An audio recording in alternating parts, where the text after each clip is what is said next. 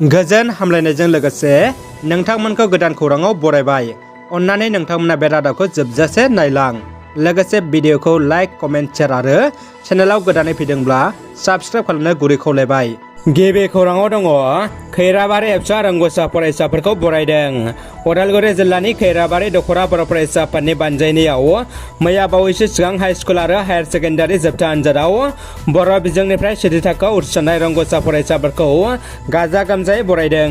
खैराबारि दख'रा एबसुनि आफादगिरि हेमकुमार बसुमतारिनि आफाद सामलायनायाव खुंनाय मेलखौ बेखेवनानै होयो उदालगुरि जिल्ला एबसुनि लेङाइ आफादगिरि रबिन्द्र बर'आ।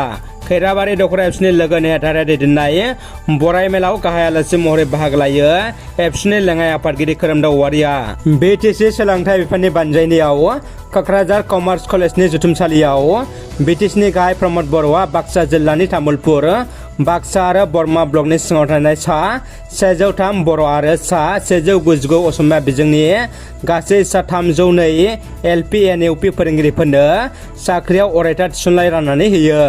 बिटिसिनि सोलोंथाइ बिफाननि डाइरेक्टर जगदीश प्रसाद ब्रह्मनि सामलायनायाव खुंफुंनाय फोरोंगिरिफोरनो थिसननाय बिलाइ राननाय हाबाफारियाव एमएलए जलेन दैमारि, लरेन्स इस्लारि, बिटिसिनि एम कनसियाम दास, राकेश ब्रह्म आरो बिटिसिनि गुबुन गुबुन बिफाननि मावख'गिरि, साख्रिआवला आरो फोरोंगिरिफोरा बाहागो लायो। गसाइगाव बिएड कलेजनि ब्रैथि सेमिस्टारनि फरायसाफोरखौ बिदाय होनाय आरो गुरुदेव कालिचरण ब्रह्म बान्था मोननाय फरायसाफोरखौ बरायनाय हाबाफारि जायो। बे हाबाफारियाव नुजाथियो मानग्रा मन्थ्रि इउजित ब्रह्म आरो बिटिसिनि सेक्रेटारि नरेन चन्द्र बसुमतारिया। आसामनि प्रभिन्सियेलाइजेसन आयेनाव ल' कलेज आरो बिएड कलेजखौ प्रभिन्सियेलाइज खालामनायनि बाथ्रा मख'नाय गैया। बिटिआर गोरोबथायाव गसाइगाव बिएड कलेजखौ सोफानो थालांदों। बे बाथ्राखौ बुंदों मन्थ्रि इउजित ब्रह्मआ। दिल्ली, बेंगालर बायदिनि सोलोंथाइ खान्थिखौ बिटिसिआव माबायदि बाहायनो हायो बेखौ नाजाबाय थानाय जादों होनना नरेन चन्द्र बसुमतारि बिथाङा बुंदों। बिश्वनाथ जिल्ला गफुर हालामनि एमएलएनि बिथोन मथे आलुपारा पन्चायतनि सिङाव थानाय दैबानाजों लोमजानाय 250 सोनिबो बांसिन सुबुंफोरनो 15 रोखोमनि जाग्रा लोंग्रा मुवा बेसादफोरखौ राननानै होदों राउन्ड टेबल इन्डिया एनजिअ'आ।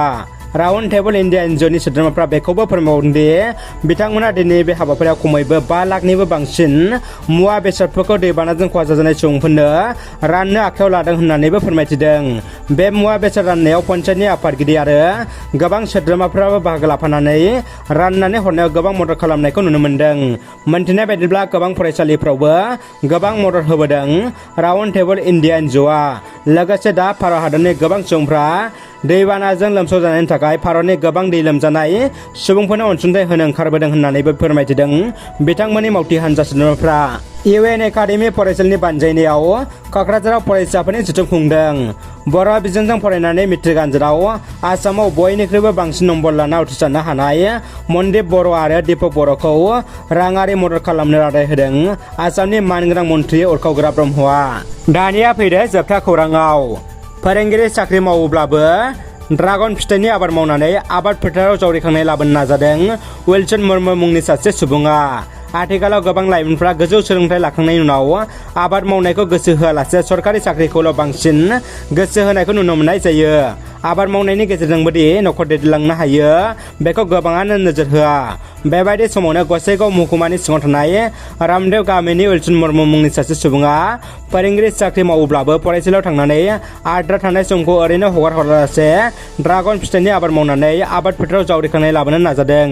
थांनाय इं 2020 मायथाइयाव गिख्रंथाव कर'ना जिउसा बेरामनि जाहोनाव लकडाउन जानायाव न'आव ओरैनो जिरायबाय थायालासे आबाद मावनायनि जेबो सोलोंथाइ आरो आबाद बिफाननि जेबो मदद लायालासे इउटुबाव नायनानैनो ड्रागन फिथाइनि आबाद मावनायखौ जागायजेनदोंमोन बिथाङा।